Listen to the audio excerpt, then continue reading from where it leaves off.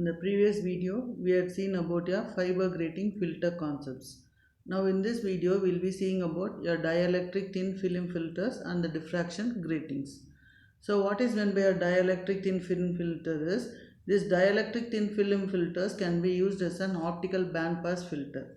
So where a bandpass filter is going to allow a range of wavelengths. So since this is an optical bandpass filter, your bandpass filter is here, it is going to allow a range of wavelengths there. So in this case, when I am going to have our bandpass filter is going to allow a very narrow wavelength which is going to be passed straight through it, and it is going to reflect all other wavelengths there. So here in this case, we are going to have the cavity. A cavity is going to be formed by two parallel highly reflective surfaces, and this is going to be called as a Fabry-Perot interferometer or an Etalon. So here this is also called as a thin film resonant cavity filter. So the amount of light that is going to be reflected is going to depend on the reflectivity R of the surface. So suppose if the round trip distance between the two mirrors is going to be an integral multiple of the wavelength lambda, then all the light that is at those wavelength will pass through the right facet and it will add in phase. That means the intensity of the light will be more. So the wavelength will interfere constructively in the device output beam and the intensity will be added up. So here we are going to see a two parallel reflecting surface or reflecting mirrors. When an incident light signal is going to be sent through this Fabry-Perot cavity, yes, if the light is going to be of a narrow wavelength, that light will be passed through this Fabry-Perot cavity and it will be reflected back. Some amount of light will be transmitted outside the cavity and the remaining wavelength light will be reflected back at an angle there.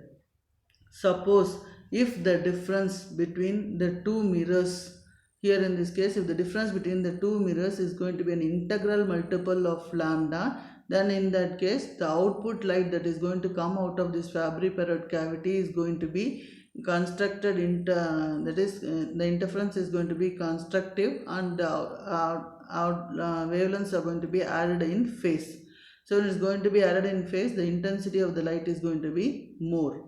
So here these wavelengths are going to be called as the resonant wavelength of the cavity. So the Etalon will reject all other wavelengths and it will pass only the required wavelength or the resonant wavelength there. So Etalon theory is nothing but the transmission T of an ideal Etalon is there is no light absorption by the mirrors. If there is going to be no light absorption of the mirrors, it is going to be defined by the transmission T, that is nothing but an Airy function, where Airy function is going to be T is equivalent to 1 plus 4r by 1 minus r the whole square into sine square of 5 by 2 the whole inverse, where r is the reflectivity of the mirrors and phi is the round trip phase change of the light beam. So if I am going to ignore any phase change on the mirror surface, then the phase change for the wavelength is going to be given as phi is equal to 2 pi by lambda into 2n d cos theta, where n is the refractive index of the dielectric layer that forms the mirror and d is the distance between the two mirrors and theta is going to be the angle to the normal of the incoming light beam. So the peaks of the spacing, the peaks between the spacings is going to be called as the pass band.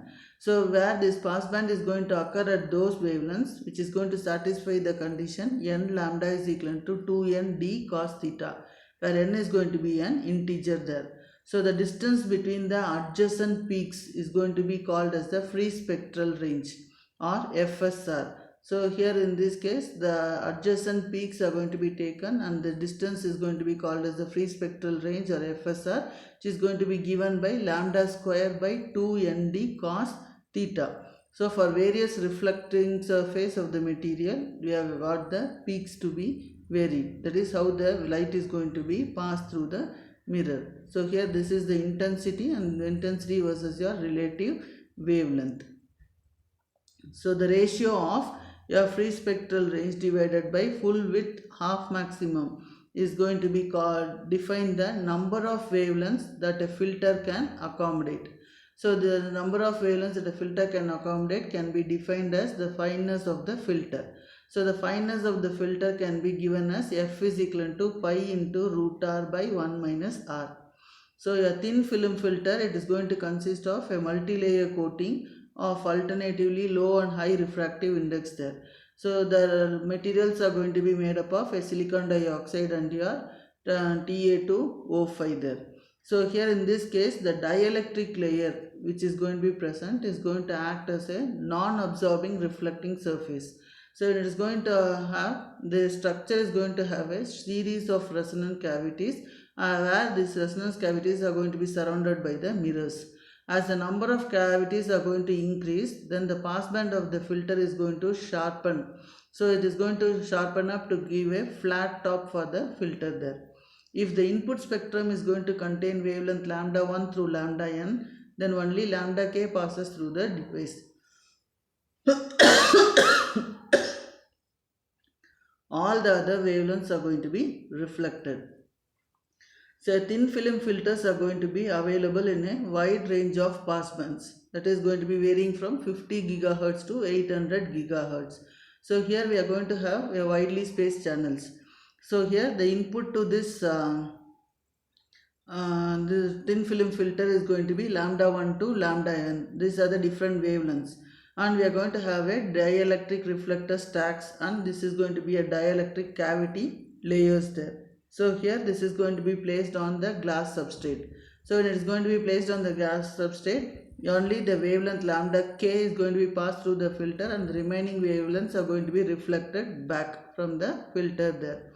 So when it is going to be reflected, I am going to have a steep, that is the passband of the filter is going to be flat. So if I am going to use 3 cavities, the passband is going to be flat. 2 cavities means it is going to be a smaller one. Only a single cavity means it is going to be a narrow band filter there. Only it is going to be the narrow band is going to be present there.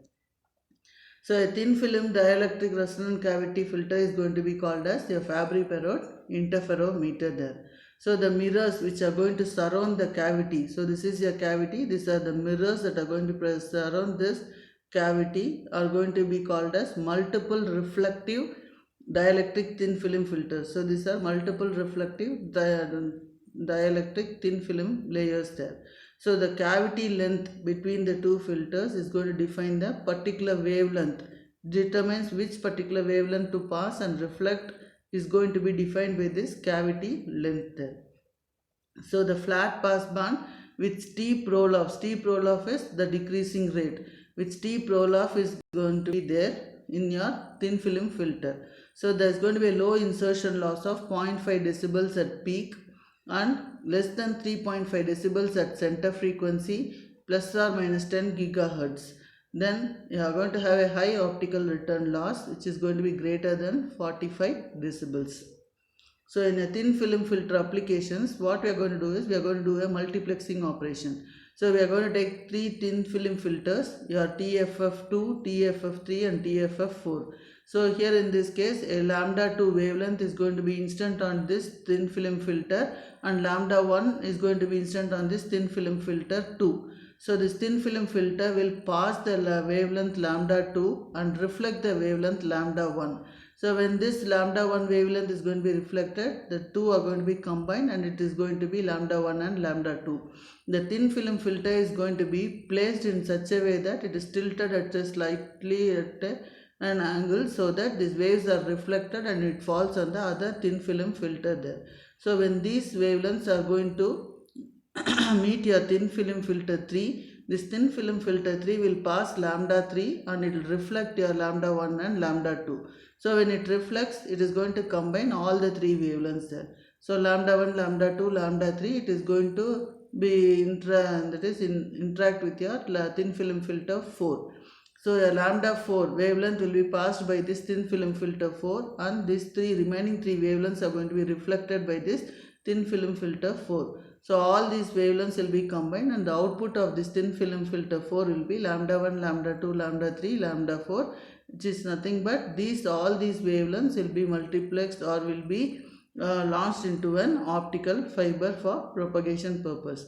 So here this is an application for multiplexing of the optical wavelengths. So here in this case, we are going to have a wavelength division multiplexing device. For combining or separating the n wavelength channels, we need one n minus 1 TFF. So to combine 4 different wavelengths, the number of thin film filters required is 4 minus 1, it is 3 filters. So we have seen the 3 filters that we have used here. So that is what has been explained here. So now here in this case, the light beam losses. So here in this, when I want to separate the 4 wavelengths from one fiber into 4 physically independent channels, the direction of these arrows must be reversed. If the direction of the arrows are reversed, then we are going to have the wavelengths to be separated out. So suppose if the light beam, when I am going to transmit the light beam, there are going to be loss in the power at each thin film filter, because the filter is not going to be a perfect one.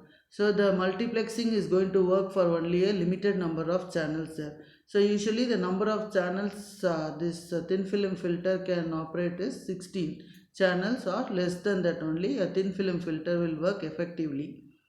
So here next is diffraction gratings. So the diffraction gratings is nothing but it is going to be spatially separate in lambdas in a beam. That means that in a beam the wavelengths are going to be separated there. So here in this case the device is going to consist of a set of diffracting elements there.